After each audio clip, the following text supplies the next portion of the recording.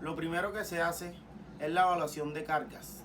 La evaluación de cargas se refiere a las solicitaciones que nosotros vamos a tener en nuestra estructura. ¿Eso depende de qué?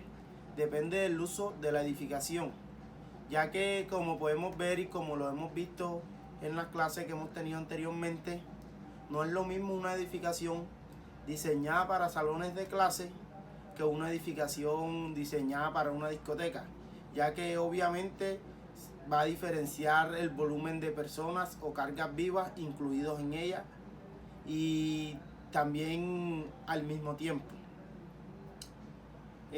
Por esta razón es muy importante definir y tener en cuenta el uso de la edificación, ya que mediante esto uno sabe si va a tener más o menos carga. Como podemos ver aquí en nuestro trabajo, tenemos las tablas para las cargas vivas y muertas que nos recomiendan la NCR 10 en el título B. Aquí en nuestro trabajo señalamos específicamente cuál iba a ser el uso de nuestra losa o edificación. Para seleccionar el tipo de carga, como podemos ver, nos las dan en metros cuadrados. La carga muerta. La carga muerta se refiere a toda carga aquella que va a permanecer a lo largo de la vida útil en la edificación. Cuando tenemos una losa de concreto, uno no pone la losa y al día siguiente la quita. Por eso podemos decir que es carga muerta, ya que es algo que va a permanecer durante la vida útil en esa construcción. ¿Cómo calculamos esta carga por metro cuadrado? Esto lo calculamos multiplicando el espesor de la placa por la densidad del material con la cual se va a hacer. En este caso utilizamos concreto estructural. Muchas gracias. Se escoge la sección de la viga 206. La luz es la distancia que existe entre el centro y el centro de apoyo. Aquí calculamos el peso propio. Debemos incluir el peso propio de la viga. Para calcularlo debemos hallar el área transversal de la viga y se multiplica por el peso específico del material. En este caso sería el concreto, que es de 2.4 toneladas sobre metro cúbico. Ahora, cabe considerar que las personas le restan el espesor de la losa porque al momento de fundir todo lo hacemos monolíticamente. Entonces, el espesor de la losa es como si estuviera en la viga, pero en este caso no le restamos porque implicaría mayor carga. Eso es una consideración y sería más crítico, ya que hay mayor carga, hay mayor deflexión, mayor momento de torsiones, es decir, necesitaríamos más acero. Para calcular la inercia llena, se dice que la inercia llena es cuando hay una viga, tenemos acero y tenemos concreto.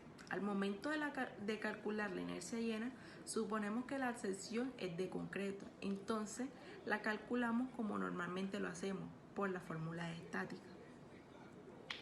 El módulo de elasticidad pues fue que usted nos sugirió en el inciso del cálculo, con la norma sismorresistente, resistencia con presión a los 28 días.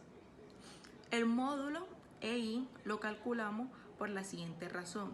Cuando vamos a realizar el cálculo de flexión, es necesario el valor de EI porque es el valor que nos va a generar la rigidez de nuestra viga.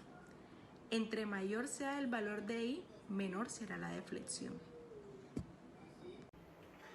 Aquí se calculó de la misma manera, se calculó la aferencia en el primer plano. La aferencia para esta viga sería toda la longitud que hay entre la viga y la distribución de carga.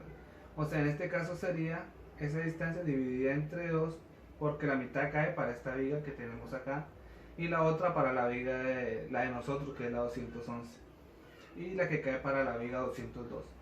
Siempre se coge la distancia que cae para mi viga, en este caso sería la 211. Cuando una viga es continua, como lo vemos aquí en la imagen, es estáticamente determinada porque si hago sumatoria de fuerza y momento va a ser mucho menor al número de reacciones, como aparece aquí en esta, como lo vemos aquí en esta viga. ¿Qué más?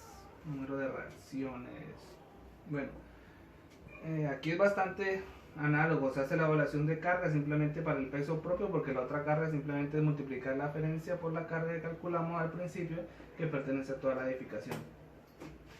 Buenas noches, soy el estudiante Kaidi Caes y para finalizar con la sustentación de nuestro proyecto, voy a hablar sobre el cálculo de las reacciones en el segundo tramo.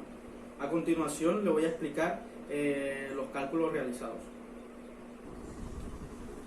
Bien, para el cálculo de las reacciones en el segundo tramo, también se aplica la misma metodología del primer tramo.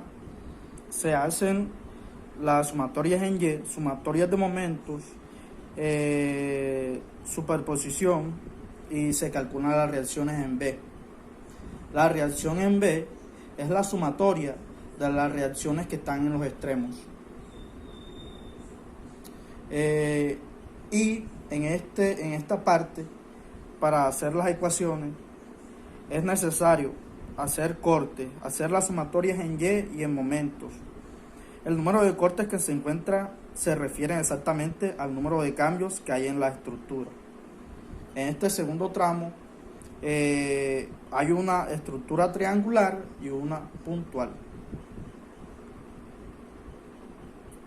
Y para finalizar, estas gráficas son realizadas al darle valor a X acá en nuestras ecuaciones.